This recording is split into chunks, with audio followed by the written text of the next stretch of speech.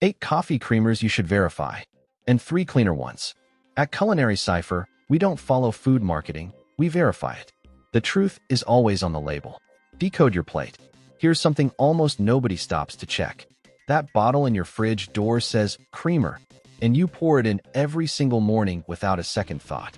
A surprising number of the best-selling coffee creamers in America contain no cream at all, not a single drop. And once you understand the one word they're using to get away with it, you'll never look at that bottle the same way again. So before your next cup, let's verify what's actually swirling into your coffee. The whole thing comes down to one missing word. Real cream is one ingredient, cream.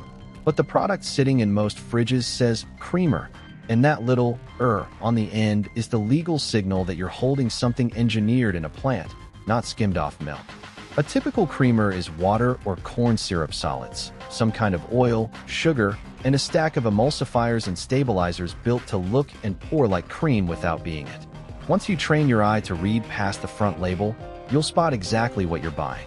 Let's walk through the 8 to double check, and then the 3 actually worth reaching for. Number 1, classic powdered non-dairy creamer. Flip the canister and the top ingredients are usually corn syrup solids and vegetable oil, followed by a short chemistry set of stabilizers. Here's the kicker, many non-dairy powders still list sodium caseinate, which is a protein derived from milk. So the non-dairy label on the front doesn't even guarantee that it's dairy-free. If you're avoiding dairy for allergy reasons, that alone is worth verifying, because the front of the package is quietly telling you something the ingredient list contradicts. Number 2, flavored liquid creamers.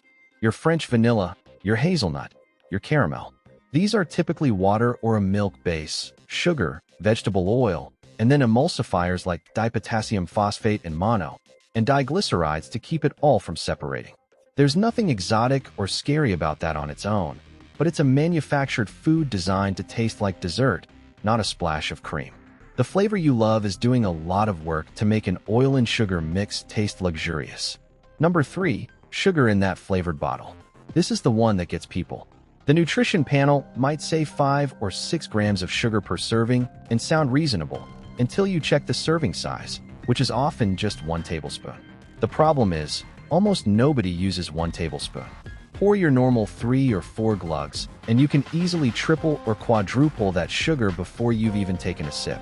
Verify the serving size, then be honest about how much you actually pour, and the real number can be eye-opening. Number 4, sugar-free and zero-sugar creamers. People grab these thinking they're the clean, responsible choice. But cutting the sugar usually means adding artificial sweeteners like sucralose or acesulfame potassium, while the vegetable oil and the same lineup of emulsifiers and stabilizers stay right where they were. You've swapped the sugar for a sweetener, but you haven't made the product any simpler. Verify what actually replaced the sugar before you assume sugar-free means cleaner, because a lot of the time it just means different. Number 5, extra white creamers. Ever notice how blindingly white some creamers are? That brightness sometimes comes from titanium dioxide, a whitening additive. This one's genuinely interesting to verify, because the European Union banned titanium dioxide as a food additive over safety questions that scientists couldn't fully rule out, while it remains legal in the United States. That doesn't mean it's proven dangerous, and the science is still debated. But if a product is engineered to look whiter than cream actually is, it's fair to ask what's making it that color. Number 6, made with real milk, flavored creamers. These sound like an honest upgrade, and having real dairy in the mix is a genuine plus. But made with real milk says nothing about the sugar, and these flavored versions are often where the sugar climbs highest. Real milk on the front, a dessert's worth of added sugar on the back. Verify both halves of the label, not just the reassuring part they printed in big letters. Number 7, seasonal and limited edition flavored creamers. The pumpkin spice, the peppermint mocha, the sugar cookie. These are usually flavor and color turned all the way up, which tends to mean a lot of added sugar, a lot of artificial or natural flavoring, and sometimes added color to the whole lineup. They're a treat, and there's nothing wrong with a treat, but verify that you're treating it like dessert rather than your daily coffee with a splash of cream. There's a real difference between a holiday indulgence and an everyday habit. Number 8, the generic store brand powders. Don't assume the plain packaging means a plain ingredient list. Store brand and value creamers are very often built on the exact same template as the name brands.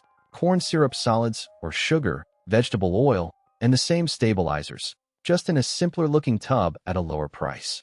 A boring label on the front can still hide a long list on the back. Flip it over and verify before you decide it's the wholesome budget option. Before we keep going, think about what we've uncovered already. We didn't need a chemistry degree. We didn't need to guess. We simply looked past the front label and let the ingredient list tell the story.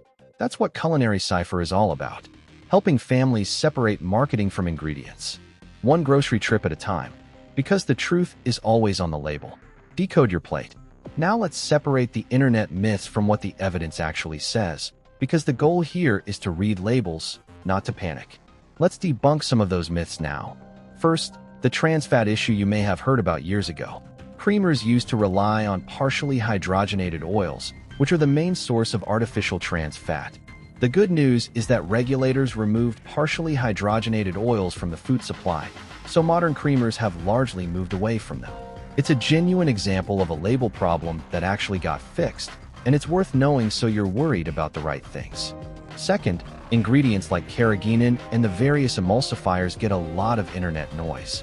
The honest picture is that they're still debated and not clearly proven harmful. So the sensible move is simply to know they're there and decide for yourself, not to treat every long word as the villain. The real takeaway is about knowing what you're actually drinking. A flavored creamer isn't cream, and it isn't pretending to be once you read the panel. It's a sweetened, flavored, oil-based product, and if you love it, that's completely fine. The point is to make that choice on purpose, with your eyes open, instead of thinking you're adding a little dairy when you're really adding a spoon of dessert. Here are 3 cleaner coffee creamers worth reaching for. First, plain half and half or heavy cream. Flip either one over and you'll usually find 1 or 2 ingredients: cream or cream and milk. That's it. These are the actual things the word creamer is imitating. So it makes your coffee genuinely rich, and there's no sugar, no oil, and no stabilizer list to decode. The shorter the label, the closer you are to real cream. Second, a splash of whole milk, or a simple barista-style oat or almond milk with a short ingredient list. Whole milk is 1 ingredient, and it steams and pours beautifully. If you want plant-based, look for the versions that keep the label short: oat base, water, maybe a little oil and salt, rather than the ones that read like a science project. Simple is the whole goal. Third, make your own. This is the cheapest, cleanest option, and it takes about a minute. Warm a little milk or cream, stir in real vanilla and a small spoon of maple syrup or honey, and you've got a flavored creamer with an ingredient list you wrote yourself. No corn syrup solids, no titanium dioxide, no mystery emulsifiers, exactly the sweetness and flavor you like. Once you've done it a couple of times, the bottled stuff starts to feel unnecessary. Here's the quick tips to carry into the store. The front label will say whatever sells: creamy, made with real milk, sugar-free, non-dairy. Ignore it and flip the bottle. The shortest ingredient list wins. If cream or milk is the first thing you see, you're in good shape. The moment you see corn syrup solids, vegetable oil, a long line of emulsifiers, or that tiny 1 tablespoon serving size hiding the sugar, you know exactly what you're really holding. It isn't dangerous and nobody's saying pour it down the drain. The point is simpler than that. You deserve to know whether you're adding cream to your coffee or a clever imitation of it. You don't need to overhaul your whole morning tomorrow. Just make sure that next time you're in the coffee creamer aisle, you ignore the marketing on the front and flip the bottle. Look at the first few ingredients. If cream or milk comes first and the ingredient list stays short, you're looking at something much closer to the real thing. If the list begins with corn syrup solids, vegetable oil, or a long lineup of stabilizers, at least you'll know exactly what you're choosing. No fear, no guilt, just informed choices made with your eyes open. Because that's what this channel has always been about. At Culinary Cipher, we don't just read labels, we decode them. Every ingredient tells a story. The truth is always on the label. Decode your plate. Now go open your refrigerator and grab your coffee creamer. Read the first 3 ingredients. Did you find cream? Or did you discover that your creamer never contained any cream at all? I'm genuinely curious how many of you are about to look at your morning coffee a little differently tomorrow.